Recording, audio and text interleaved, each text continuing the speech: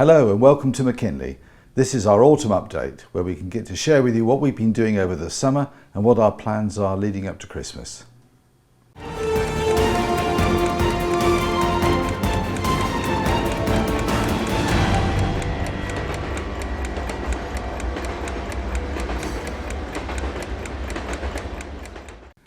A few videos back we talked about how we're going to take London apart, and as you can see it's starting to go back together again now. We've got a dedicated video focused on all the buildings and the enhancements we've been making for London, but technically it's complete. There's a few little bits and pieces to do, and cosmetically, as you can see, it's coming along. So that's a huge area of work that's taken a lot of our time. The other thing that we've been working on intensely is enhancing what we've called Freight Manager.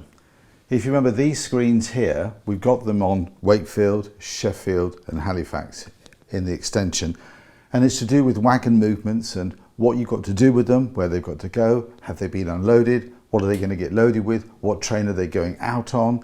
Well, we've extended that now as a sort of a pilot program to deal with locomotives and coaching stock. And so on here, we've actually extended it to being 2 screens with all the platforms for passenger stock and the engine shed and the carriage sidings. And I'm going to do a dedicated video that talks about that. But that's been quite a lot of hard work been doing. Going further along, you can see we've finished the control panel as well, and that's in the sort of same cosmetic style that we've done. There are 2 dedicated videos about London, the structural stuff, the cosmetics, the scenery, and the Freight Manager, which we're going to have to turn into Yard Manager. Let me take you around the room now and show you what else we've been doing. This is Birmingham. We had grand plans for this to enhance it so that we would have a station manager sitting over there controlling the signals for the main lines coming through. Those plans have been put on hold because of the overrun on time with London and Manchester and other things. We keep cutting it back, and what we've realised is we just have to let go at the moment. We've upgraded Birmingham technically in the sense of putting all the RFID sensors in and some of the uncouplers that we would need for future use. You can see all of the hidden lines underneath here which have the scenery on top of them. We've been putting all the RFID in for London. You can see the boards down there. This will all get covered up relatively soon, and we will leave Birmingham as it is. The northern yard end would have stayed as it was anyway, but it's the southern end which is the casualty. The casualty at the southern end is to do with these 2 very long sidings at the back here, which we were going to cut off at this level here and take new point work out for a brake van siding, and then having 2 new points going into this area so that we would have an industry down here, relaying the point work through this aspect here and enhancing the locomotive stabling facilities. That's all going to go by the way at the moment. We will have the lines operational as they stand, but we won't be enhancing Birmingham in 2023 or 2024. So that deals with Birmingham. Let's go and have a look at Manchester. You can see here the underside of Manchester. I'm very lucky to have had a very competent model railway builder who started with me in 2000, David Marshall, because he made all these boards accessible in the sense you can lift them up and work on the undersides as well as the top. Little did I realise how we would need that again now. This one has been substantially updated. There is new point work and track work on the top, which we'll try and show you in a minute from around the edge. We've put all the electromagnetic uncouplers in all the places we need them, and as you can see we've got all the RFID sensors in, wired up and connected, but we haven't yet tested Manchester. There were some track changes to be made underneath because we had some sidings, some hidden sidings underneath this track, but they've been taken out. So this shows you the sweeping lines and the general baseboard construction of McKinley. So with Manchester, we had a beautifully finished model railway, and we've ended up taking a chunk of it apart, and there's a lot of damage to it, which is a bit frustrating, but that's what is needed. But very shortly we'll be putting all this back together and putting the scenery on. However, the real challenge is that we've got to put all of that Freight Manager and control panels The control panel used to sit on a rather wonky board on the layout here, and the operator's controlling it. And the reality is all of our panels around all the stations on McKinley are up at about this height. Well, there's nothing here to hold them onto. And so we've got to build a great big valance coming out of the wall here and have it lit onto this track underneath it to support the 2 monitors we put in London, plus the control panel, plus the iPad. And that's going to come along in a sweeping line, in line with the engine shed and the track in front of it here, and then curving round a little bit there. That's got to get constructed, and once that's done and that's installed, then we can start putting all our delicate scenery, engine sheds and station roofs back on and get it looking cosmetically beautiful again. Our goal is to have Manchester and London operational by Christmas. As you can see, Arlington has become a storage shelf for all the furniture from Manchester. The goal with Arlington is to use it as a coaching or a stabling point for DMUs and coaches on the railway when we bring the time machine on or into play. There just isn't enough room to have operators, 2 or 3 operators facing Manchester this way, and also to have 2 or 3 operators facing Arlington this way. Therefore, Arlington is going to hold the stock that's not in use on the railway. So for example, in the daytime, the sleeper services and the night mail trains will reside in here.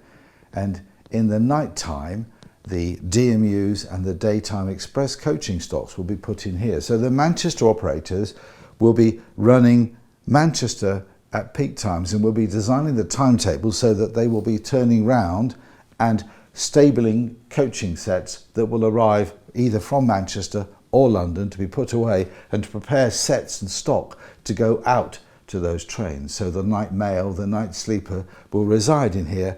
They will prepare it to go out to London or to Manchester and bring in stock from the day. So this will have a sort of an ebb and flow every 24 hours. So this will change in its appearance and how we use it, but the track layout we're not changing, and we've upgraded everything electronically that we need to do so we can start to use it. We won't have it upgraded cosmetically. The yard or freight management operations that are required here at Arlington will be done by the Manchester crew, maybe using their screens here. Or alternatively, we might have screens mounted coming out from the back scene there. But we can't hold it from the roof because it's a flat roof and I've got no idea what's holding this up, or there isn't really enough resilience in it to do that.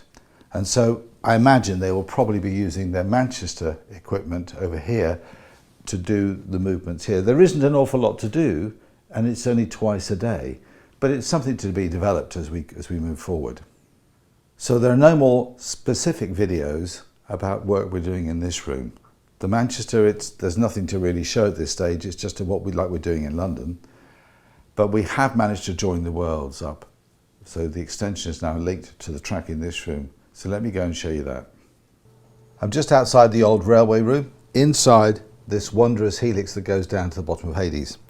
And these 2 short sections of track are what we've been waiting to put in for the last 5 years. Because up till very recently, this track kept lifting and joined around here and went through behind this post. Now we've connected it up through London, so this train here and this track here, they all go the way, the whole railway. And one little thing to just have a quick butcher's at is here, down in the corner, there's a pair of Rerailers, and I'm going to talk about those in a minute. This is the original staging yard for the old layout. Originally the room used to just come out through here and go through a door before we built the extension. This has all been upgraded. We have replaced all the point motors out here with the McKinley version of the tortoises, of which there's a specific video about those. That's a challenge and a half. And we've added the RFID sensors on all of the stopping tracks on these 16 lines. And bear in mind that one track on each of these is a through line. Black 1 to 3 are stowings, black 4 is the through line. Blue 1 is the through line, and blue 2 to 4 are the holding areas. red 1, 2 and 3 are holding, red 4 is the through line, then green 1, 2 and 3 are the holding tracks, and green 4 is the through line with the wheel cleaner built in here. So here you can see this is the red tracks. There's red 1, 2 and 3 which are the holding areas. Red 4 is the through track. At this point in time we're not putting RFID on the through lines because we don't necessarily need to see it. We do have a reader that's at the end of the line to know that the trains have gone through or have left their storage areas, which will also capture moving trains going along the red main line. We don't need it here. This is repeated for the green storage, the blue storage, and up here you can see on the black one. On this one we couldn't get it in, therefore we used a between the rails one because there was a supporting timber underneath. I'm sitting at the ops manager's desk and he's running train controller on those 4 monitors over here. This screen here is multi-purpose and it's linked through one of these special things that allows you to change your computer and monitor view, but we're attached to the video cameras. We've got 16 video cameras on McKinley now in classic form. One of them's decided to misbehave on the day we're shooting and I couldn't get it fixed quickly, but that normally shows London. The idea of these here is not to give you detailed views of what engine is in what block, it's just are things running okay. So the top row is Manchester, the Island and Birmingham. Then we have predominantly the underground sections in the old layout, and that is London when it's behaving. Going into the extension we have 2 views at each end of Sheffield, one of Wakefield, one of Halifax, and then we have 4 views of the key locations in Hades. So the idea of these camera views, as I said, was not to see the detail but to look at, is everything okay on the line, and from a station perspective, have they got that train ready in that platform? So it's the ops manager's ability to just double check that when they think they've got the train ready in, shall we say, track 2 in Wakefield, it really is in track 2 and not in track 3. It's a sort of an easy mistake to make. It's less easy with RFID to make those mistakes, but it allows him to just have that comfort. And you can zoom in on any one of these views. And here's a view of Wakefield, and that shows enough detail and allows him to see the 3 arrival departure tracks. We could have had the camera mounted further over, and the same goes in pretty much all the locations. So this is a sort of an assistive tool for the ops manager to give him peace of mind. You can see here the 6 screens that is the ops manager's world that he sits and looks at. The central 4 are all to do with train controller. The one at the far end there on the left is the timetable. It tells him which station manager's got their trains ready, how a train's doing on the railway according to the database. And his job is to keep his mind in sync that what the database thinks is running is indeed what train controller is running on the railway as well. Over here you've got the video cameras allow him to cross-check, and if it's necessary he can switch views if he thinks there's a problem with the database or with the Locanet traffic, and that shows us Locanet checker running over here that gives him all the data feeds. So if there's a sensor that's misbehaving or too much data is coming across, he can see what's happening here. So he's got a sort of diagnostic terminal here with the visuals and the data bus. He's got train controller in the middle and the ops manager's view of the database on the far side. So that's how we envisage this bit's going to run in perpetuity at this stage. The top left screen shows the train controller view of Hades with all the trains lined up in their lines waiting to be brought out for whatever reason. Going down now to the lower screen, this shows all the operational tracks on the railway. You have Birmingham here, Manchester here, London here, Sheffield here, and then over here we've got Wakefield and Halifax. This is the staging in the hallway area, and this is the staging in the island, in the extension underneath Wakefield and Halifax. So these screens are quite crucial for the ops manager being able to see what's happening. And as a little aside, let me just show you what we did to change when we joined the two worlds up on the lower screen here. This railway used to curve round here like this, and we put a shoe fly in here, and we had 4 dummy points here, which we've since removed, taken the tracks away in this gap here, so it doesn't exist anymore, and that there and this here are the 2 lines that join the extension up with the original railway. There are 2 more things I'd like to show you about the railway. The first is to do with these Rerailers that we've been developing, and that would be good to just talk about them in a moment. And then the second thing I'm going to take you on to is just show you the extension as we're operating it. It's halfway through a long 3 or 4 hour operating session. We finished off on Thursday night. We're doing every alternate Thursday at the moment for 3 hours, and that's generating enough feedback for us to work on during the intervening, or the intervening 2 weeks that we have to get things fixed and get them better. So let me show you a little bit more about these Rerailers. As you will have seen in some of the videos we're going to be producing, there are extensive sections of hidden track that are, while they're not inaccessible, they're a pain in the arse if things come off in those sections. And so trucks being what they are, wagons being what they are, even if you've done all the testing and you've made sure they work, they will come off occasionally, especially, for example, the pony wheels of steam engines. And what we found was that all the available Rerailers on the market just don't work. They don't catch the front ponies of engines. They don't often catch the leading bogies of coaches. And so we wanted to find a solution to this so that we could embed 20 or 30 Rerailers on the railway that would catch most of the trains in nasty locations. So I'd like to share with you what we've been doing. The Rerailer that showed most promise was the Atlas model. But what we found was that it had a groove running down the outside here, which allowed the flange of an unhappy wagon or the leading pony of a steam engine to just stay unrailed. And what we thought about was adding, like, if you imagine a sort of an outer horn or an outer rim, which was a piece of triangular track which would force the wagons in and onto the tracks and allow them to re-rail. So this is the unadulterated side, and that's the version that we put there. So our first version looked like this.